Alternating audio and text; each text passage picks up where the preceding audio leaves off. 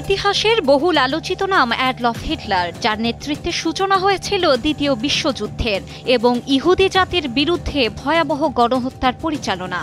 তার জীবন ও কাজ ইতিহাসে এক অন্ধকার অধ্যায় হিসেবে চিহ্নিত। 1945 সালে হিটলারের মৃত্যুর পর একটি প্রতিবেদন তৈরি করা হয়েছিল, যেখানে উল্লেখ আছে তার জ্যাকেট থেকে কিছু নথিপত্র পাওয়া যায়, যেগুলো তার 4 জন সহকর্মীকে অত্যন্ত গোপনীয়ভাবে অনুবাদ করতে বলা হয়েছিল। ইহুদিদের প্রতি চরম ঘৃণা ফুটে উঠেছিল লেখায়। তিনি ভবিষ্যৎ সরকারের রূপরেখা তৈরি করেছিলেন এবং একটি নতুন মন্ত্রিসভা গঠনের বিষয়টি উল্লেখ করেছিলেন। এটি হিটলারের শেষ ইচ্ছার একটি অংশ, যা তিনি 1945 সালের 29 এপ্রিল একটি পৃথক কাগজে লিখেছিলেন এবং পরের দিনই আত্মহত্যা করেছিলেন।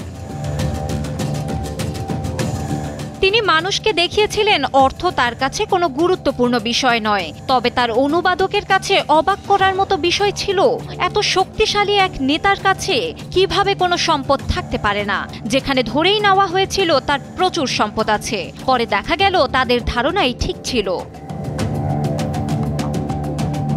তার সম্পত্তির হিসাব করার জন্য বিভিন্ন গবেষণা, তথ্যচিত্র এবং আয়ের বিভিন্ন উৎস বিস্তারিতভাবে পরীক্ষা করা হয়েছিল, যেখানে উল্লেখ ছিল মৃত্যুর 6 দিন আগে পর্যন্ত হিটলার ইউরোপের সবচেয়ে ধনী ব্যক্তি ছিলেন। 2003 সালে মানের হিসাবে তার সম্পদের পরিমাণ প্রায় 1.35 বিলিয়ন থেকে 43.5 বিলিয়নের মতো অনুমান করা হয়েছিল।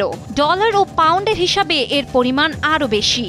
এখন প্রশ্ন হলো, এত সম্পদ কার হাতে গেল?